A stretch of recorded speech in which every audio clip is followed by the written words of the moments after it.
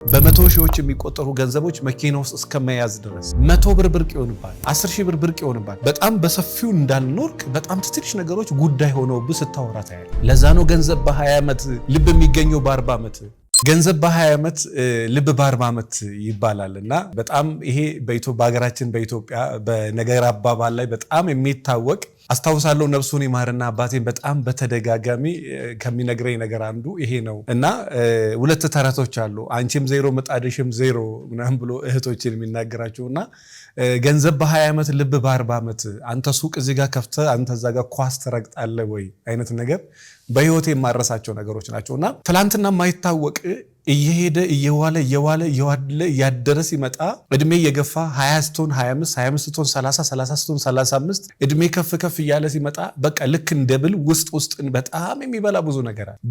በጣም ሲበዛ በጣም ብዙ ነገር አለ። ይሄ መጀመሪያ የማይታወቅ ገንዘቡ ሲመጣ የማይታወቅ በመቶ ሺዎች የሚቆጠሩ ገንዘቦች መኪና ውስጥ እስከመያዝ ድረስ በቀን 80 90 50 ሺህ ብር ኖርማል እስከሚሆን ድረስ ትሰራና የሆነ ሰዓት ላይ 10 ሺህ ብር አካውንት ላይ ሲገባ ብርቅ ሆኖ ማየት ትጀምራለህ። የሆነ ሰዓት ላይ በጣም የሀገር ገንዘቦችን ታንቀሳቀስና ብዙ ገንዘብ ትለምድና በአግባቡ ያልያዝከውን ገንዘብ ከሆነ ጊዜ በኋላ ከእጅ ስታጣ 1 ሺህ ብር ብርቅ ይሆንባል፣ 100 ብር ብርቅ ይሆንባል፣ 10 ሺህ ብር ብርቅ ይሆንባል።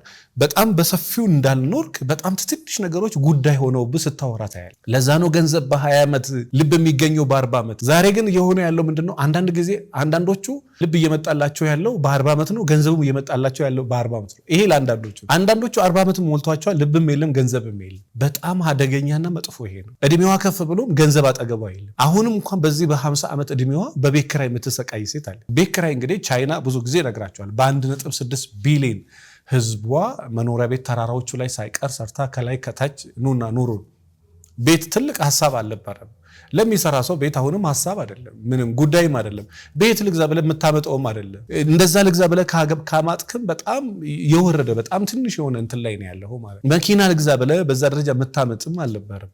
እኔም ራሴን ታዘብኩ። መኪና ልግዛ ብዬ ይሄን አልተጨነኩ እስከምል ድረስ ስንት ነገር እንዳልኖረኝ አንድ መኪና እስከምል ድረስ ራሴን እስከምታዘቡ ድረስ እንደዚህም ይቻላል እንዴ እስከምል ድረስ እንደዚህም ይሆናል እንዴ እስከምል ድረስ እና አንድ የምን ሀገር ደራሲ ነው በጣም ናፖሊዮን ይሁን አይዶ ነው መጽሐፍ ላይ በጣም በተደጋጋሚ ያነበብኩት ነው። ገንዘብ ስትሰበሰበው በጣም ሲበዛ ከባድ፣ ስትበትነው በጣም ቀላል። አንዳንዴ ገንዘቡ ሲኖር ማስተዋሉ አይኖርም፣ ራስን መግዛቱ በተለይ አይኖርም። ራስን መግዛት አይደለ በጣም ብዙ ባልና ሚስቶች ትዳራቸው እንዲፈርስ እያደረገ ያለው የብዙ ሚሊዮን ሴቶች ህይወት መበላሸት ራስን አለመግዛት አይደል? የብዙ ሚሊዮን ወንዶች ህይወት አለመስተካከል ራስን መግዛት አለመቻል። የጸብ የጦርነት የምን የትኛውም ዓለም ላይ የምታዩት ነገር ራስን ያለመግዛት ውጤት። መንግስታት ከመንግስታት ጋር ይሄ ጸቦች፣ ይሄ በጅምላ ፍረዳ፣ አንዱን ተከትለን የሆነ ቦታ መሄድ በገንዘብ እንኳን ኢትዮጵያ ውስጥ ራሱ እንደምታዩት ነው። ትንሽ ነገር እያወሩ ገንዘብ በሚሊዮን እስከምንጋጥ ድረስ እኔ ምናልባት የሆነ ነገር ይጠቅማቸዋል ብዬ ላስባል። ይሄ ሚሊዮን ሰው የሚከተለው ሰው ይሁን ቆም ብለህ ይሄው ይሄ ዛሬ ሳይሆን እኔ የዛሬ 10 ምናምን ዓመት ያለኝ ነገር ሰው ሁሉ ተከትሎ እንትና እኮ ተአምረኛ አልከተልም። ቤት እኮ በ10 ሺህ ብር ቤት መሸጥ ጀምረን እናና ግዛ ማስረጃ መንግስት ማተም መጥቶ ቢሰጠኝ አላምንም። እንዴት ነው ለኔ 10 ሺህ ብር ቤት ሊሰጠኝ የሚችለው? ቆሜ በትክክል አስባል።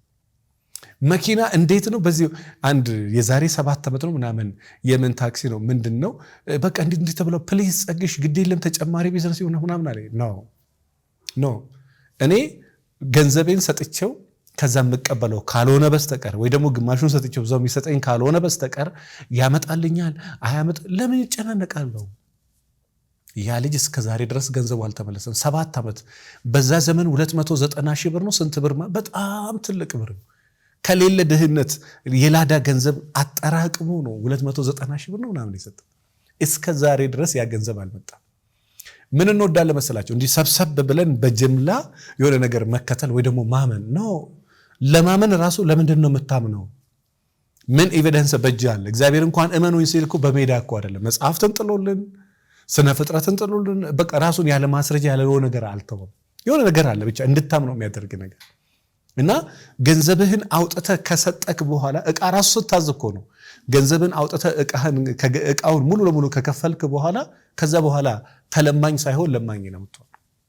ገንዘብ አጠቃቀም ላይ በተለይ የሚገርም ጥበብ ከሌላችሁ በስተቀር ከሰው ጋር በሰላም አትኖሩ። ምንም እቃ ስትገዛ የሆነ ያህል ብር ብቻ ክፈል።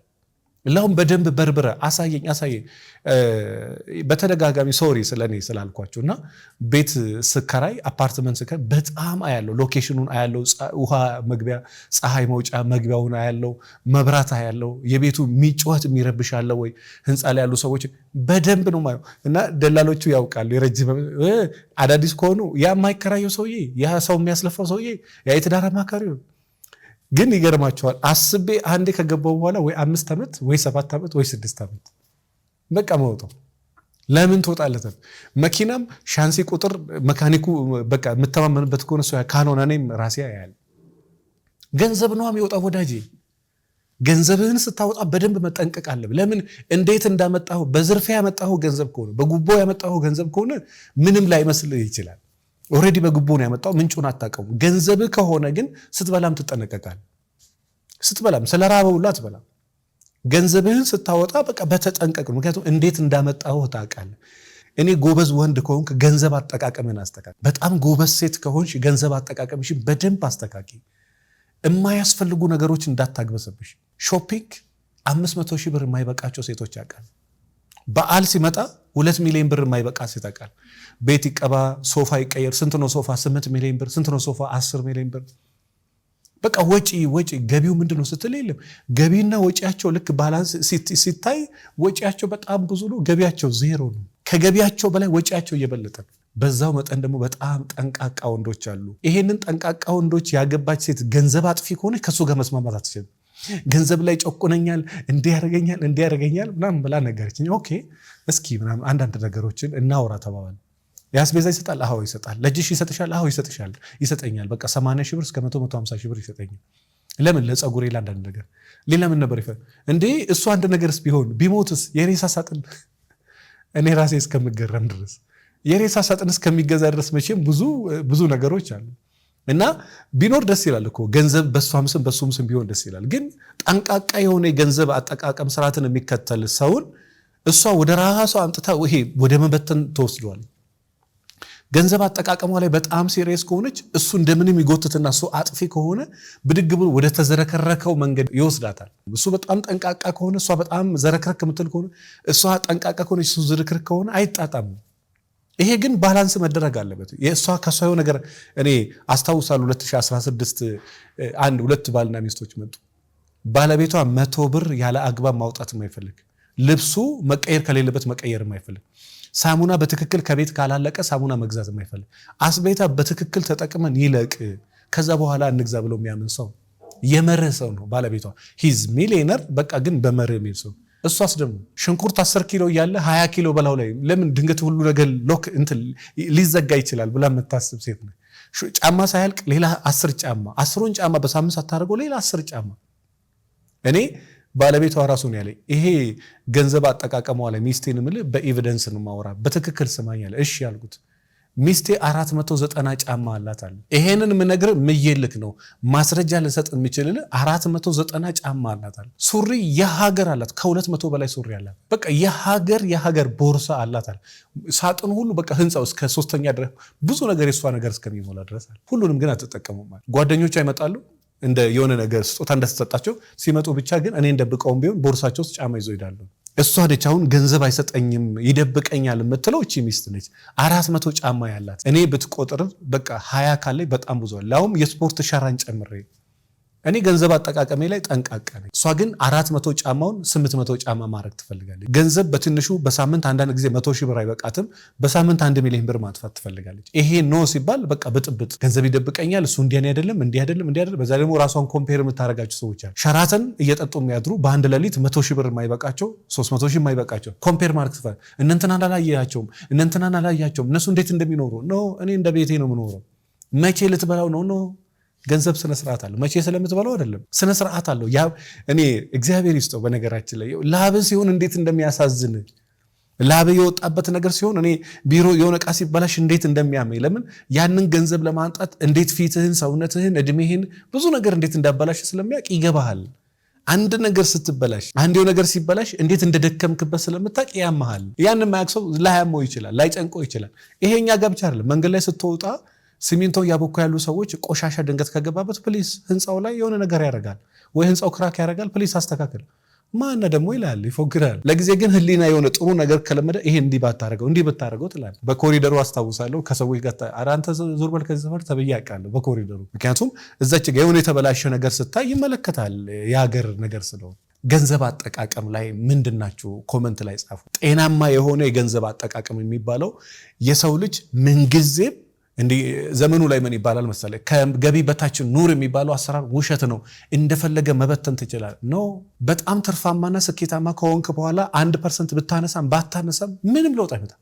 መኪና በትገዛም ባትገዛም ለውጥ እዛ ደረጃ ከደረስክ ያስኬዳል። እዛ ደረጃ ባትደርስም እንኳን ከገቢክ ላይ ብታወጣም ባታወጣም ለውጥ እስከማይፈጥር ድረስ። ለምሳሌ አንድ በሚሊዮን የሚንቀሳቀስ ሰውዬ ካርድ ሞላ አልሞላ ምን ለውጥ አለ? ጫማ ገዛ አልገዛ ምንም ለውጥ የለም። በሚሊዮን የሚንቀሳቀስ ሰውዬ በ10 ሺህ የሚንቀሳቀስ ሰውዬ የ5,000 ብር ጫማ ከድርጅቱ ላይ ሲገዛ በጣም ለውጥ አለ። ገንዘቡን ቢያወጣም ባያወጣም ምንም ለውጥ የማይፈጥርበታል።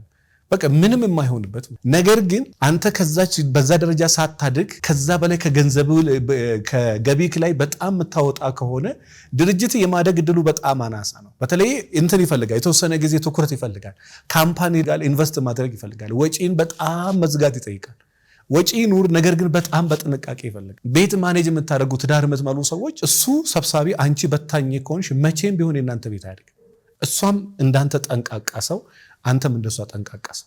ገንዘብ ስላላችሁ በጣም በሚሊዮን የሚቆጠር ገንዘብ ስላላችሁ ዝም ብላችሁ መበተን። እኔ ምን አውቃለሁ መሰለህ? አባቱ ለትምህርት ቤት 1 ሚሊዮን ነው የሚከፈለው። ለልጁ ትምህርት ቤት 1 ሚሊዮን ነው የሚከፍላችሁ። ስሙኝ፣ 1 ሚሊዮን ልጁ አይማርም። ትምህርት ቤት ሄዶ ያንቀላፋል። ከአስተማሪው ጋር ከተጣላ እንዴ አንተ እኮ ልታነቃቃኝ ይገባል ይለዋል። ከተኛው ልታነቃቃኝ ይገባል ይለዋል አስተማሪው።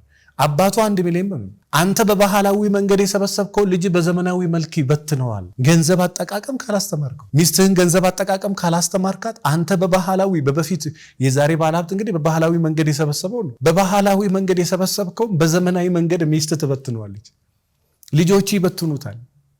ስልክ ፕሮማክሱ ስልክ 200 ሺህ ብር እየተገዛ በየሳምንት ስልክ የሚሰበርበት ቤት አይቀር።